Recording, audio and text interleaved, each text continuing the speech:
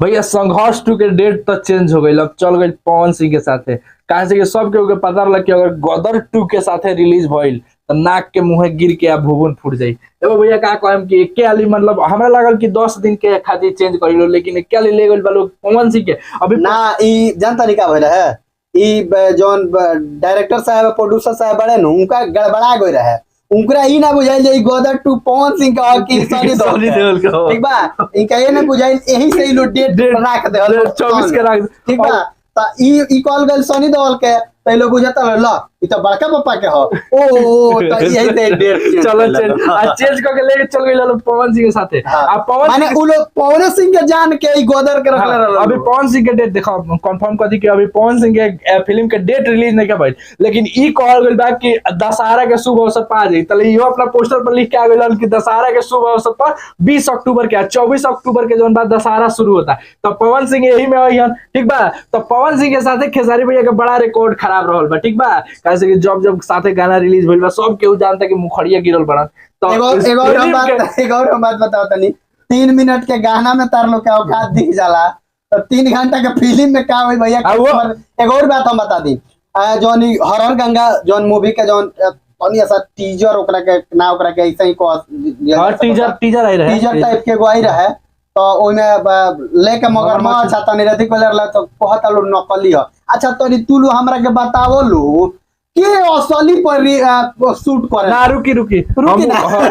नकली कहे के रीजन रहे, देखिए असली पर केहू शूट ना करे, लेकिन ई लोग अगर जो पैसा खर्चा कइले रहित में तो उ रियलिस्टिक बना, उ रियलिटी दिखा। लेकिन एगो और बात ए ना कह सकतनी कि रोगा हे पर पैसा खर्चा करी आ एकरा के अच्छा से ई दोनों फिल्म बनू संघर्ष 2 और ई दोनों फिल्म अच्छा बा, ठीक बा। आ ई भोजपुरी के नया डायरेक्शन में ले जाए खातिर बनल बा। तो बात एजा ई नहीं खे कि फिल्म कैसन बा, यदि बात एजा ई बा कि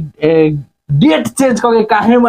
डेट अब चेंज ऐसे भइल भैया कि एमे कचुमर निकल जाए, एमे केहू के कचुमर अक्षय कुमार का फिल्म के तो ताए ना के चलो कुछ नहीं पता उतना बड़का स्टार सनी देओल नाम है बाबू, लेकिन एक बात देओल नाम है, सनी देओल है जी बाकी और सनी देओल नाम है। हां स्पेशल चीज जानता लोग काहे खातिर रखल बा। एगो आवता जल्दी एक कॉमेडी वीडियो भैया के चैनल पर, music director B Bablu music director पर, तो वही खातिर नजरी अबे गाना सही में अबे शूट होई सनी देओल बन के, त माने सनी देओल के लेके ही चेंज भइल डेट। और देखो बात ना धुरंधर भैया आज से पहले कहत रहन कि हम बॉलीवुड को टक्कर देंगे, साउथ को टक्कर देंगे, तो इनकरा गलती से माने सपना में तो वही के टक्कर देवे खातिर 24 अगस्त एक और बात बताओ तनी, ई बॉलीवुड के कलाकार लोग के टक्कर देवे के ना कॉलर लान, बॉलीवुड के अब एगो बड़का पापा से टक्कर थोड़ी दिए सनी देओल, मतलब जानते नहीं महाराज का उहे हम कहते हैं। तो अब इनकरा पता चल गइल गदर 2 के 3-4 दिन के कलेक्शन के बाद पता चल गइल कि हमारे इधर कुछ होके वाला नहीं के, तो ले महाराज। अच्छा गदर 2 के प्रमोशन आज 6 महीना पहले से होता नु, जितना लोग वीडियो देखा था सब लोग तो महाराज हम कहते हैं कि 6 महीने से प्रमोशन है, तो उहो ऐसे डले रहनु कि कहे लड़की हम एथी के बॉलीवुड के साइड के और बात तू एक और होशियारी कोला जानत रखा, जैसे कि तू अपनो उंगरे में लपेटले रहा तो तू दूसरा हवा में रहा जानत रखा ना, हवा में पवन सिंह के साथ चलली तो तड़ी विवाह चला कहीं सनी देओल में लपटा के और चल जाए तो यूट्यूब पर थोड़ी बा। लेकिन अब एक बात बताओ तो यूट्यूब पर बाना देखो बिहार में सिंगल सिनेमा वैसे भी बंद होता है, अब बंद हो कगार पर ढेर महाराज कपड़ा के दुकान खुल गए रहा, सनी देओल के गदर 2 आइल तो साला कपड़ा के दुकान हटा के फिर और खुल माने गदर 2 चालू हो गया। ऐसा बहुत सारा सिनेमा में जो बंद होता है मल्टीप्लेक्स वाला जौन बताओ भोजपुरी के मूवी के का बुझाता रसन कि गदर 2 हटा के भोजपुरी के मूवी के लगाई। लेकिन देखो भोजपुरी के मूवी के हमने के खराब नहीं किसको वो लेवल से बनाइए कि आप उसको निकाल के आपको लगाया जाए। ये दोनों फिल्म जौन बानू ई ठीक बा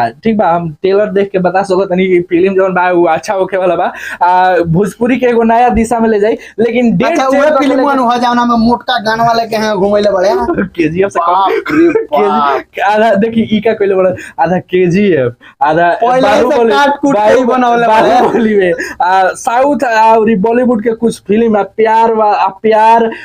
टकरार मार ये पुरानका वाला जानता रहा उठा के का हाल बा। पूरा मिक्स जानता में रहा सब का इतना दूध ले ली, इतना दही ले ली, इतना मीठा ले ली, इतना चीनी ले ली, इतना रस ले लिया, सब के मिला के आ ओकरा का राबड़ी बना दी। लेकिन एक बात जान जालो कि का इनका लोग के का कैसन हाल पर आ गइल बालो कि इनका लोग के डेट चेंज करके हमला लागल कि 10 दिन के करी, लेकिन एकरा लिए 1 महीना कइले बोले लेकिन एक और बात हम लोग बता दी, जितना लोग वीडियो देखा था सब लोग के एगो बात बता दी कि भैया पावर स्टार पवन सिंह के जौन हरर गंगे मूवी आवेला बा, सिर्फ कहल गइल बा कि दशहरा के शुभ अवसर पर रिलीज होई, एकर डेट नहीं दिहल गइल। तो डेट अगर निकली तब रउआ सबके बताए। मैं एक और बात बता दी कि दशहरा से छठ भी जा सकेला, अगर ई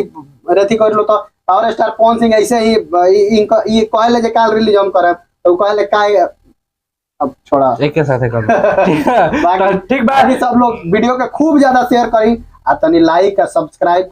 एगो बात बता दी, ये सब बात मजाक में लियो, ये सब सीरियस दिल उल सिर्फ पलेला की मजाक। जरूरत नहीं है, दिल उल पलेला की जरूरत अगर नहीं है, दिल पर लेवे के बात आके ही जी लड़ लेवे के बा हमरा से, ओकरी बाना सोनी देव